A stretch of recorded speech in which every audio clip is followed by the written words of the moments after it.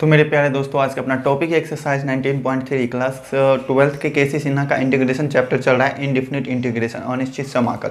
बहुत ही प्यारे तरीके से सभी क्वेश्चंस को देखेंगे, बहुत ही इजी तरीके से समझेंगे। अगर चैनल को सब्सक्राइब नहीं किया है तो चैनल को सब्सक्राइब कर लीजिएगा और बेल आइकन मतलब घंटी प्रेस करके अपने दोस्तों को ज़्यादा से ज़्यादा शेयर कीजिएगा। तो चलिए फिर शुरू करते हैं आज का अपना सेशन। बहुत ही प्यारे तरीके से समझेंगे सभी क्वेश्चंस को। तो देखिए 5 का फर्स्ट क्वेश्चन बहुत ही प्यारा सा, integral of cos x divided by 1 plus sine x into 2 plus sine x है। नीचे में साइन एक्स है, ऊपर में cos x है।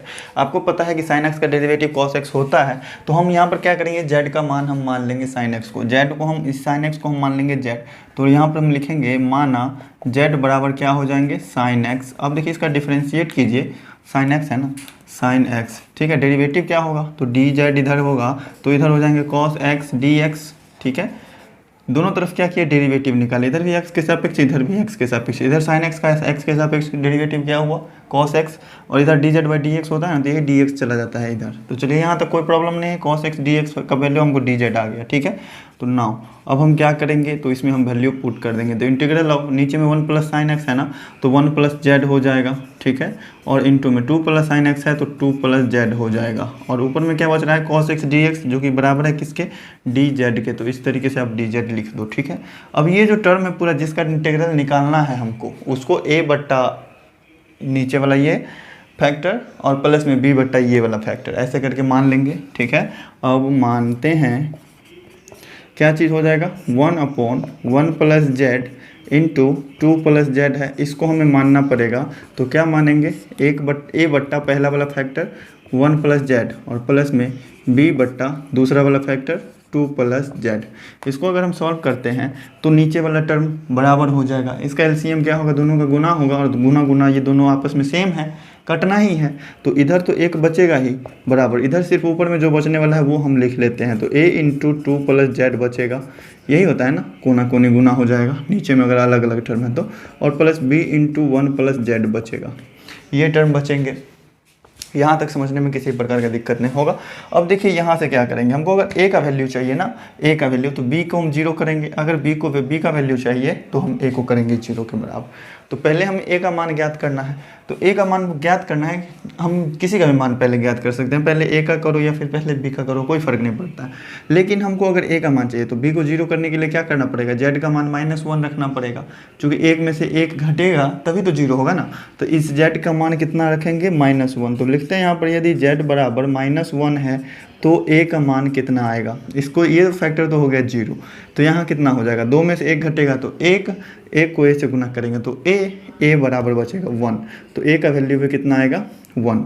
अगर हमको b का मान चाहिए तो इसको हम 0 के बराबर करेंगे, तो z का मान कितना रखना पड़ेगा, -2 रखना पड़ेगा। -2 रखे तो a, तो ये वाला टर्म तो हो गया 0, बचेगा यहाँ से क्या, ये हो गया -2 और प्लस 1, -1 होगा, -b हो जाएगा, -b बराबर 1। तो b का मान कितना हो जाएगा, -1, ठीक है। a और b का मान मालूम चल गया। तो चलिए अब चलते हैं इंटीग्रल निकालते हैं। ये पूरा टर्म जो था इंटीग्रल ऑफ यहाँ से dz अपॉन 1 प्लस जेड और इनटू में क्या था 2 प्लस जेड, इसी को हमने माना था क्या, तो ये वाला।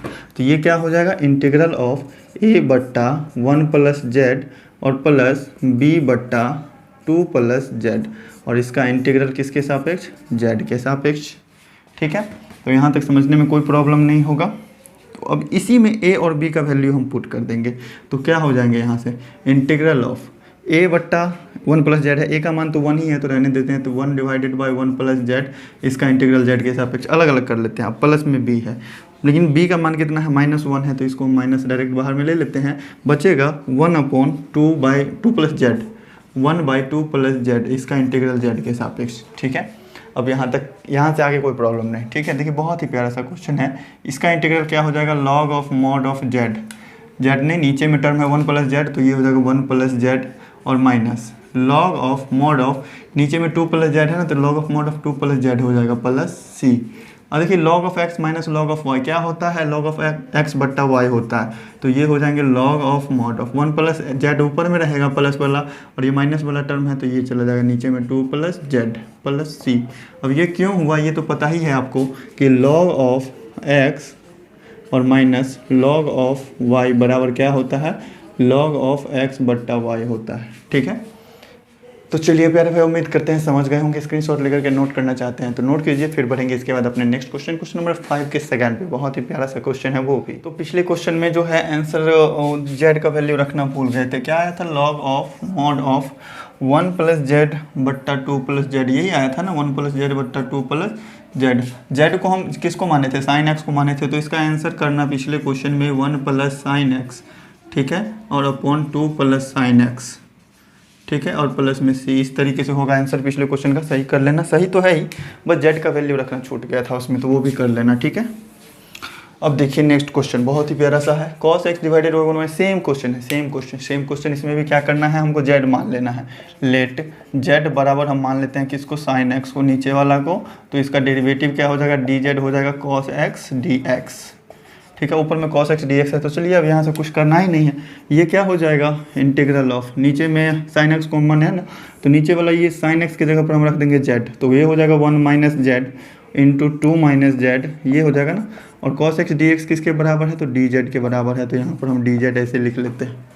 ठीक है, अब ये दोनों फैक्टर नीचे में अलग अलग आया, इसको a बट्टा और प्लस b बट्टा करके मान लेते हैं। तो माना क्या हो जाएगा? 1 upon 1 minus Z into 2 minus Z. इसको हम मान लेते हैं a बट्टा, पहला वाला factor 1 minus Z, plus b बट्टा दूसरा वाला गुणनखंड जो है 2 माइनस जेड। ठीक है, इसको अगर सॉल्व करते हैं तो नीचे वाला टर्म तो कटना ही है, सभी क्वेश्चन में ऐसे ही कटेगा। तो बचेगा क्या ऊपर में? a इंटू 2 माइनस जेड बचेगा, plus b into 1 minus Z बचेगा। a का मान चाहिए तो b को 0 के बराबर करेंगे, b का मान चाहिए तो a को 0 के बराबर करेंगे, सीधी सी बात। तो यदि z का मान हम क्या रखेंगे जिससे कि हमको b 0 हो जाए, तो a का मान निकलेगा। तो b 0 करने के लिए हमको एक z का मान रखना पड़ेगा 1, तभी तो 1 में से 1 घटेगा तो 0 होगा ना। 0 को b से गुना करेंगे तो 0 ही होगा। तो अगर 1 रखते हैं तो 2 में से 1 घटेगा तो 1 a बराबर, तो ये a का मान आ जाएगा 1। ठीक है, अगर हम z का मान 2 रखते हैं तो a का मान 0 हो जाता है, तो b का निकलेगा। इसमें 2 रखेंगे तो -1 हो जाएगा, माइनस b बराबर 1, तो b का मान क्या आ जाएगा? -1। अब चलते हैं इंटीग्रल निकालने की तरफ। तो इंटीग्रल हमको किसका निकालना है? इस टर्म का। और इस टर्म को हमने माना ये, पहले तो ये टर्म था, इसको माने ये, फिर मान के ये लाए। ठीक है, अब इसका इंटीग्रल निकालेंगे तो वो भी इसी का इंटीग्रल होगा। ठीक है, तो इसका इंटीग्रल निकालते हैं तो क्या हो जाएगा? 1 बट्टा 1 माइनस जेड, और प्लस है लेकिन b का मान माइनस है तो माइनस दे देते हैं, 1 बट्टा 2 माइनस जेड। इसका इंटीग्रल किसके सापेक्ष होगा? z के सापेक्ष, चूँकि z में है अभी। अब चलो ये अलग अलग कर लेते हैं। 1 अपॉन 1 माइनस जेड का इंटीग्रल z के सापेक्ष, minus integral of 1 upon 2 minus Z का इंटीग्रल z के सापेक्ष। ठीक है, अब चलिए इंटीग्रल निकलेगा बड़ी ही प्यारे तरीके से। इसका इंटीग्रेशन क्या हो जाएगा? तो ये हो जाएंगे log of mod of 1 minus Z, लेकिन z का गुणांक क्या है? -1। तो -1 से इधर भी क्या हो जाएगा?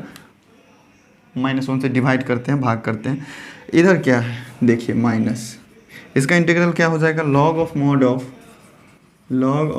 ऑफ 2 माइनस जेड, लेकिन z का गुणांक -1 है तो माइनस से इधर भाग करेंगे तो ये तो प्लस हो जाएगा, और क्या हो जाएंगे? Plus c। लेकिन z का वैल्यू भी तो आपको पुट करना है ना। z का मान क्या है? sin x। तो चलिए प्लस वाला को हम पहले लिख लेते हैं। तो क्या हो जाएगा? Log of mod of 2 minus sin x, और माइनस ये क्या हो जाएगा? Log of mod of 1 minus sin x, और plus c। Log of x minus log of y क्या होता है? लॉग ऑफ x बट्टा y। तो सीधा से आप लॉग ऑफ x बट्टा y कर दो। Log of 2 minus sin x divided by 1 minus sin x। ठीक है, और प्लस c कोई कांस्टेंट हो जाएगा। इसका इंटीग्रेशन यही रहा। प्यारे भाई, उम्मीद करते हैं बड़े ही प्यारे तरीके से समझ में आया होगा। स्क्रीनशॉट लेकर के नोट करना चाहते हैं नोट कीजिए, फिर बढ़ेंगे अपने नेक्स्ट क्वेश्चन 5 के थर्ड पे। तो प्यारे भाइयों, बड़ा ही प्यारा सा क्वेश्चन है। देखिए 5 का 3x + 1 divided by x into 1 + x e to the power x। इसमें आप क्या करो? x e to the power x को मान लो z। तो लेट z बराबर क्या करते हैं? z बराबर x e to the power x को हम मान लेते हैं। तो डेरिवेटिव निकालेंगे तो क्या होगा? तो देखिएगा, इसमें x का डेरिवेटिव निकालेंगे तो फिर e to the power x ऐसे ही रह जाएगा। अगर e to the power x का डेरिवेटिव निकालते हैं तो x ऐसे ही रह जाएगा। तो पहले हम x को ऐसे ही रखते हैं, e to the power x का डेरिवेटिव निकालते हैं तो e to the power x हो जाएगा। और फिर इसको हम ऐसे ही रख लेते हैं, x का डेरिवेटिव निकालते हैं। x का डेरिवेटिव तो 1 होगा, direct e to the power x बच जाएगा, और इधर क्या आ जाएंगे? dx।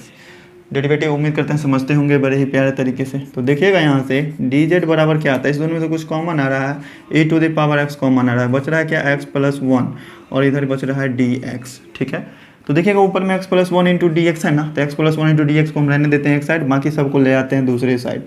तो ये डी जेड और बट्टा में क्या आ जाएगा ए टू द पावर एक्स बराबर क्या है, तो एक्स प्लस वन और इंटू में क्या है डी एक्स। चलिए जेड हम जिसको माने हैं वो भी मान लिए और डी जेड जिसको माने हैं वो भी मान लिया। अब देखिए यहाँ पे क्वेश्चन सॉल्व होगा बड़ा ही प्यारा तरीके से।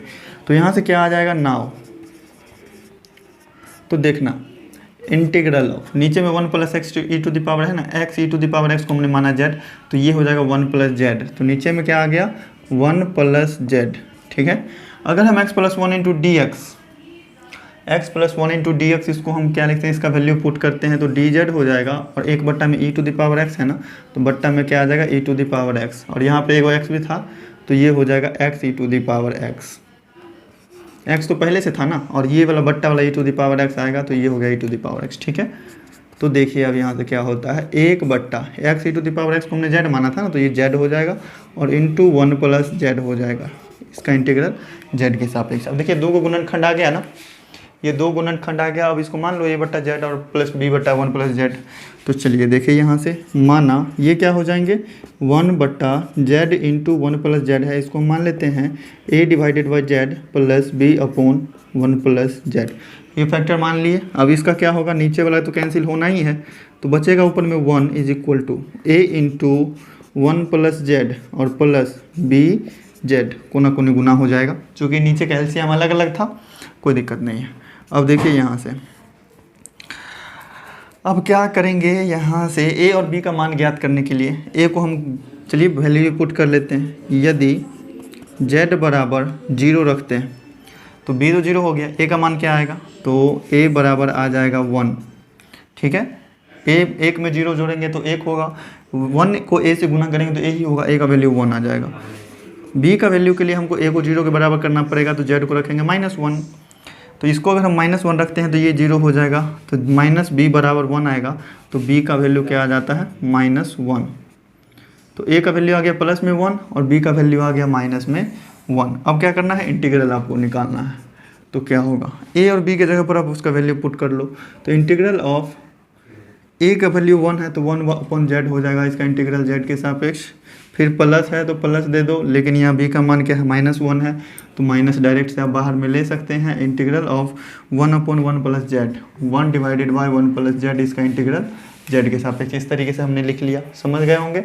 अब देखिए 1 बाई जेड का इंटीग्रल क्या होता है, log of mod of z और माइनस ये क्या हो जाएगा, log of mod of 1 plus Z और plus c, log of x minus log of y क्या होता है, तो लॉग ऑफ एक्स बट्टे वाई, तो लॉग ऑफ जेड बट्टा 1 प्लस जेड हो जाएगा, और प्लस में कांस्टेंट जेड हम किसको माने थे, x e to the power x को, तो वैल्यू पुट कर दो, तो क्या हो जाएगा x e to the power x बट्टे 1 plus x e to the power x, और प्लस में कोई कांस्टेंट, और यही रहा अपना प्यारा सा आंसर। उम्मीद करते हैं समझ गए होंगे। चलिए बढ़ते हैं अपने नेक्स्ट क्वेश्चन पे। तो बहुत ही प्यारा सा क्वेश्चन है, क्वेश्चन नंबर 6। देखिए integral of sec square x divided by 2 plus 10x into 3 plus 10x। इसमें आपको क्या करना है, तो देख सकते हैं कि नीचे में 10x है और ऊपर में उसका डेरिवेटिव है। 10x का डेरिवेटिव सेक स्क्वायर एक्स होता है ना, तो 10x का डेरिवेटिव ऊपर में, तो 10x को मान लो z, उसका डेरिवेटिव ऊपर में dx आ जाएगा।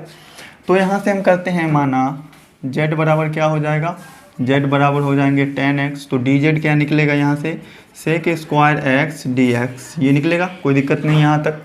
अब देखो सबका वैल्यू पुट कर देते हैं, तो इंटीग्रल ऑफ नीचे में क्या हो जाएगा 2 प्लस जेड और ये क्या हो जाएगा 3 प्लस जेड, और sec square x d x है ऊपर में, ये हो जाएगा क्या डी जेड। अब फिर से मानना पड़ेगा, ठीक है, 1/2 plus Z into 3 plus Z, इसको मान लेते हैं फैक्टर a/2 प्लस जेड और प्लस b/3 प्लस जेड। नीचे का एलसीएम करेंगे तो बट्टा कटना ही है नीचे वाला, तो बराबर a इंटू बच जाएगा 3 प्लस जेड और प्लस b इंटू बच जाएंगे 2 प्लस जेड। यहाँ तक समझने में कोई दिक्कत नहीं होगा। गेट लॉक करें तो स्मिथ। अब देखिए यहाँ से a का मान हमको चाहिए, तो b को 0 के बराबर करेंगे, तो b को 0 करने के लिए क्या होगा,